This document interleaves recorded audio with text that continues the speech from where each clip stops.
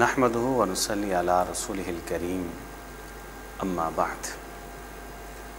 सवाल ये पूछा गया है कि क्या आदमी निकाह से पहले अपने होने वाली बीवी को यानी मंगेतर को देख सकता है।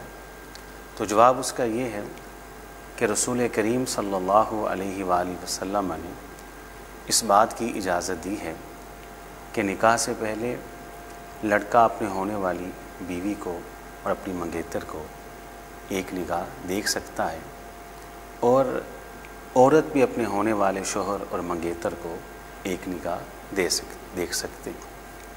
लेकिन इस देखने के अंदर जो शरई शराइत और उसूल हैं उनका मलहूज़ खातिर रखना वो बेहद ज़रूरी है।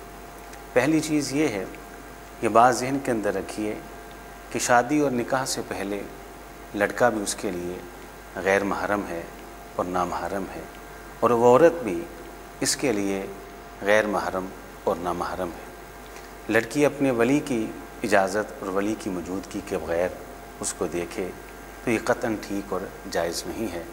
लड़का भी तन्हाई के अंदर उसको देखे तो ये भी ठीक और दुरुस्त नहीं है। इनका देखना शरई उसूलों और शराइत के साथ होना चाहिए। तो हज़रात, शादी से पहले लड़की अपने मंगेतर को एक निगाह देख सकती है और लड़का भी अपनी मंगेतर को एक निगाह वो देख सकते हैं।